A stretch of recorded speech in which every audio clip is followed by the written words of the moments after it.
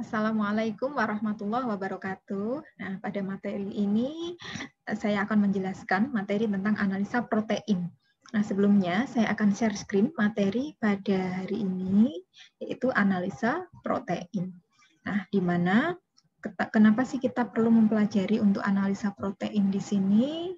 Nah, tujuannya yang pertama adalah mahasiswa mampu memahami prinsip dasar berbagai metode analisa protein. Kemudian mampu memilih metode yang tepat untuk mengukur kadar protein pada berbagai produk pangan. Selanjutnya, mahasiswa mampu menghitung kadar protein yang ada pada produk pangan. Nah, untuk pentingnya mempelajari prinsip dan metode analisa protein, diantaranya adalah untuk nutrition labeling. Kemudian untuk menentukan harga produk, karena banyaknya produk yang menggunakan protein sebagai dasar perhitungan harga seperti sereal, susu, dan lain-lain. Kemudian tujuan selanjutnya adalah untuk menginvestigasi sifat dari fungsional suatu produk pangan. Untuk kandungan kasein pada susu dapat berfungsi sebagai koagulan pada pembuatan keju. Kemudian kandungan albumin pada telur dapat berfungsi sebagai foaming agent. Nah, untuk menentukan senyawa bioaktif yang ada pada produk, di mana keberadaan enzim maupun enzim inhibitor yang berasal dari protein, misalnya adalah enzim proteolitik pada proses pelunakan daging, kemudian ada enzim pektinase pada proses pematangan buah, dan lain sebagainya. Untuk analisa protein itu dibutuhkan ketika yang pertama ingin mengetahui kandungan protein total, kemudian kandungan protein tertentu pada campuran, kandungan protein pada isolasi protein maupun pemurnian protein, kemudian kandungan non-protein nitrogen, komposisi asam amino, dan kandungan nutritif dari protein. Nah, untuk kandungan protein pada bahan pangan di sini memang ada macam-macam ya. Jadi ada persen protein atau weight basisnya dari jenis bahan pangan yang berbeda-beda, tentunya pada memiliki kadar protein yang berbeda-beda. Contohnya ada nasi putih, ada nasi yang nasi coklat, kemudian ada produk susu, kemudian ada buah dan sayuran. Ini memiliki persen protein yang berbeda-beda. Telur ya, kemudian ada ikan dan sebagainya. Ini juga memiliki kandungan protein yang berbeda-beda. Ini ada tabelnya. Kemudian untuk metode analisa protein, di mana kita harus menguji adanya kandungan protein atau tidak pada bahan pangan tertentu. Yang pertama adalah analisa kualitatif, di mana kita ingin mengetahui secara kualitatifnya apakah terdapat protein pada pangan tersebut dengan melalui uji Biuret dan uji Ninhydrin. Kemudian untuk analisa kuantitatif, berapa kadar protein yang ada pada pangan tersebut ya, dengan jumlah yang seksama dengan metode Kedal, Lowry method, titrasi formal. Nah, yang pertama kita akan bahas satu persatu, yaitu metode Kedal, di mana prinsip dasarnya adalah untuk mengukur kadar protein secara kasar melalui perhitungan banyaknya kandungan N atau nitrogen yang ada pada produk pangan. Kemudian menghitung jumlah nitrogen bebas pada bahan pangan, kemudian dikonversi menjadi kadar protein melalui perhitungan faktor konversi atau FK. Proses pertama yang harus dilalui pada metode Kedal adalah destruksi atau pemecahan. Prinsipnya, protein dan berbagai komponen lain yang ada di dalam bahan pangan, dia akan didestruksi atau dipecah dengan bantuan asam sulfat dan katalis untuk menghasilkan nitrogen bebas.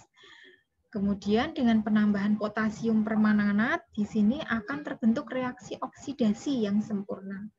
Dan pada tahap ini, semua total nitrogen yang bebas akan tertangkap dan terkonversi membentuk amonium sulfat. Nah, ini reaksinya, di mana nitrogen pada makanan dia akan membentuk amonium sulfat, NH42SO4. Nah, tahapan selanjutnya yang kedua adalah destilasi. Setelah didestruksi, didapatkan amonium sulfat, maka kita destilasi. Ya, di sini merupakan tahap netralisasi. Jadi, untuk didestilasi sampai nanti kondisi netral. Ya, dicek nanti pH-nya sampai netral. Nah, produk hasil ekstraksi tahap 1 nanti kemudian dibasahkan dengan penambahan larutan basa. Dalam hal ini yang digunakan adalah NaOH. Untuk reaksinya NH4 2SO4 ditambah 2 NaOH dia akan menjadi 2 NH3 ditambah 2 H2O ditambah Na2SO4. Nah, pada tahap ini dia akan terjadi perubahan amonium sulfat menjadi gas amonium yang kemudian ditangkap oleh asam borat berlebih. Nah, 4% di sini membentuk ion amonium dan ion borat. Reaksinya NH3 ditambah dengan H3BO3 dia akan menghasilkan ion amonium ya. NH4+ dan ion borat H2BO3-. Selanjutnya tahap yang ketiga adalah titrasi. Nah, titrasinya di sini ion amonium borat yang tidak stabil dititrasi dengan menggunakan larutan asam hidroklorid atau HCl. H2BO3- ditambah H+ dia akan menjadi H3BO3. Nah, banyaknya ion amonium borat yang berikatan dengan asam diasumsikan sebagai kandungan nitrogen pada bahan makanan. Kadar ion hidrogen dalam mol di sini yang dibutuhkan untuk mencapai titik akhir titrasi setara dengan kadar nitrogen dalam sampel makanan. Nah, untuk titrasi di sini persamaan berikut dapat digunakan untuk menentukan kadar nitrogen dalam miligram sampel menggunakan larutan HCl dengan normalitas tertentu untuk titrasi, di mana persen N-nya di sini sama dengan mililiter HCl yang diperoleh dari hasil titrasi dikurangi dengan mililiter blanko. Blanko di sini adalah yang tanpa apapun, tanpa sampel ya. Tadi di mililiter blanko. Kemudian kenapa pakai blanko supaya mengetahui sisa apakah ada ionnya yang tersisa ya. Jadi kemudian dikali dengan normalitas dari HCl yang sesungguhnya, kemudian dikali dengan 14,007 ini merupakan berat molekul untuk nitrogen N ya, BM-nya N dikali dengan 100 dibagi dengan miligram sampel. Nah, tadi sampelnya miligramnya berapa beratnya ya. Ini bisa ketemu persen N-nya. Sehingga di sini untuk reaksi pada Kedal adalah protein didestruksi menjadi amonium sulfat NH42SO4. Kemudian tahap kedua NH4SO4 ditambah 2 NaOH menjadi 2 NH3 plus 2 H2O plus Na2SO4. Selanjutnya NH3 ditambah dengan H3BO3 asam borat menjadi ion amonium dan ion borat ya. Kemudian dari ion borat di sini ditambah H+ dititrasi dia akan menjadi H3BO3. Nah, untuk perhitungan protein metode Kedal di sini setelah kadar N tadi ditentukan persen N-nya, maka dikonversi menjadi kadar protein dengan faktor konversi yang sesuai, di mana faktor konversi masing-masing bahan pangan ini berbeda-beda berdasarkan kandungan N alaminya. Sehingga kita bisa mencocokkan di nilai tabel di sini ya. Tabel konversi. Jenisnya bahan pangannya apa tadi yang didestruksi, yang diukur proteinnya? Misalkan telur, persennya kan 16, maka faktor koreksinya adalah 6,25. Nasi, 19,34, berarti kita pakai faktor konversinya 5,17 dan sebagainya. Contohnya ini. Nah, sehingga persen proteinnya itu bisa dihitung dengan cara apa? Mengalihkan dari persen N yang diperoleh tadi dikalikan dengan faktor konversi. Sehingga persen proteinnya didapatkan. Nah, ini adalah alat rangkaian metode Kedal. Ya, ini digesti proses destruksi menggunakan labu Kedal ya, di sini dengan adanya sampel ditambah asam sulfat ditambah dengan katalis. Kemudian proses yang kedua adalah destilasi atau neutralization ya, dinetralkan ya dari destilasi ini kondensornya dihasilkan, ini ditambah dari tadi amonium sulfat ditambah NaOH ya. Jadi hasil destilatnya ini nanti yang harus netral baru dititrasi ya. Jadi ditambah amonium borat di sini. Dititrasi dengan apa? HCl. Kalau ini sudah menggunakan instrumentasi Kedal ya. Jadi sudah menggunakan alat destruksi yang canggih skala industri, didestilasi. Nah, baru dititrasi. Sudah pakai instrumen ini, hasil destruksi ini, proses destruksi ini. Hasil destruksinya didestilasi, nah, diperoleh destilat, kemudian dititrasi. Nah, keunggulan dan kelemahannya dari metode Kedal, di mana keunggulannya dapat diaplikasikan pada semua jenis produk pangan. Kemudian tidak mahal, metode terpisah, tidak otomatis ya. Kemudian akurat untuk mengukur kadar protein kasar. Namun kelemahannya dia mengukur semua total N. Jadi yang ada N-nya ini diukur. Senyawa lain yang memiliki N terukur sebagai protein. Ya, kemudian dia membutuhkan waktu yang lama 2-3 jaman. Ya, kemudian menggunakan reagen yang korosif. Nih. Yang kedua adalah metode Biuret, di mana prinsip dasarnya adalah mengukur banyaknya ikatan peptida yang berikatan dengan CO yang didasarkan pada pembentukan warna ungu. Nah, jadi yang diperlukan untuk metode Biuret adalah reagen Biuret, di mana reagen Biuret kita dapatkan dari pembuatan 60 ml NaOH 10% dalam 100 ml Aquades ditambah dengan 0,3 gram CuSO4 ditambah 1,2 gram Roselle salt. Ya, kemudian dicampur ditambahkan Aquades hingga 200 ml. Jadilah reagen Biuret. Nah, selanjutnya di sini untuk metode Biuret adalah sampel ditambah dengan 2 mg reagen Biuret yang didapatkan tadi, diaduk rata, kemudian tunggu 60 menit.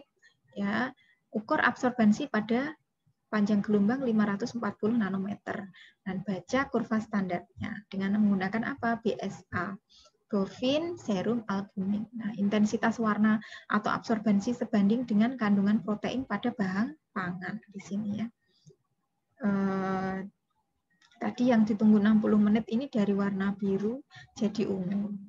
Kemudian prinsip kerjanya untuk yang sampel padat diawali dengan penghancuran dan penambahan air. Jadi harus dicairkan dulu, ditambah air, disaring, dan disentrifuge. Nah, endapannya ini adalah sebagai sampel. Kemudian untuk yang sampel cair di sini keruh dan jernih. Jika keruh, dia harus disaring dulu.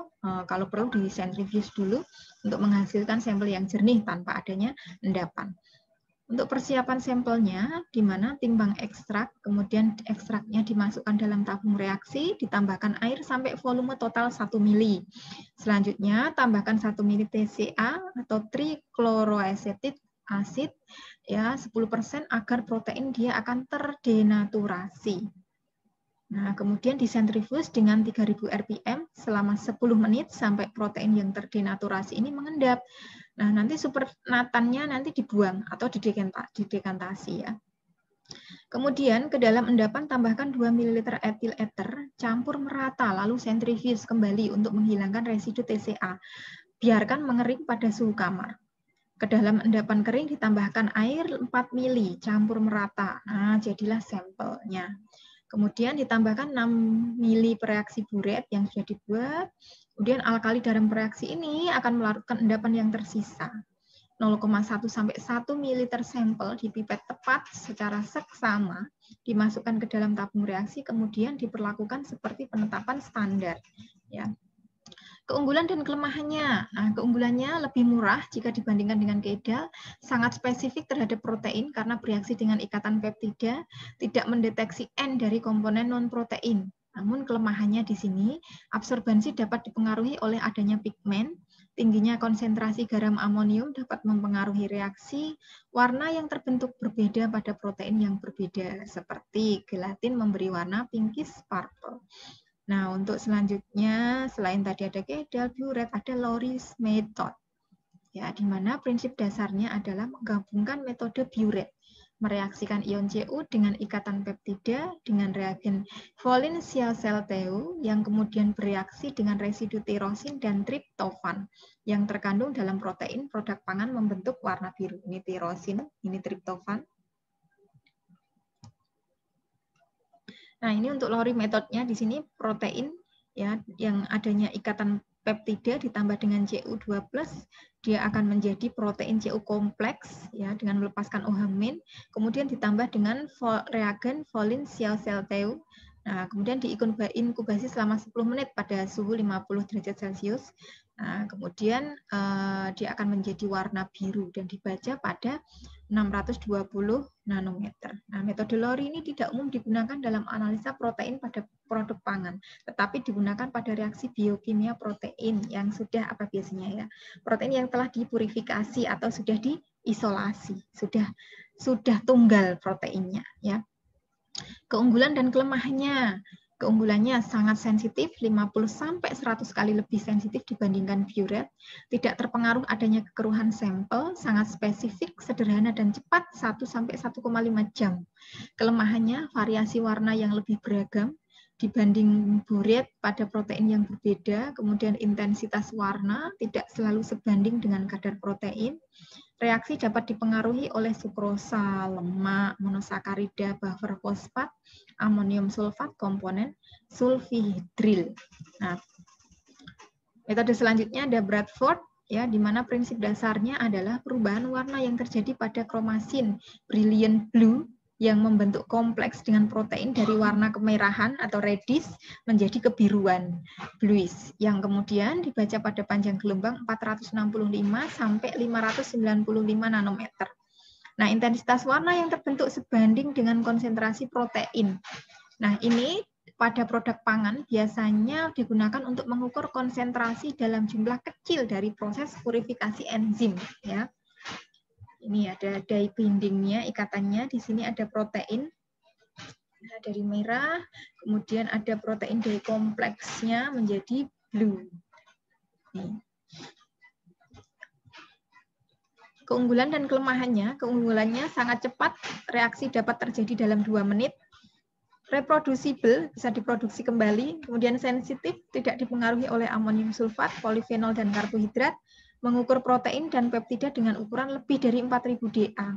Namun kelemahannya, dia mudah terganggu oleh ionik dan non-ionik deterjen, seperti SDS, sodium geodesil sulfat. Kemudian harus menggunakan kuvet gelas, karena reagen dapat bereaksi dengan kuvet yang non-gelas. Variasi warna yang terbentuk ini lebar. Mungkin ini yang bisa saya sampaikan terkait dengan analisa protein. Semoga bermanfaat. Ya. Demikian untuk analisa protein pada bahan pangan. Assalamualaikum warahmatullahi wabarakatuh.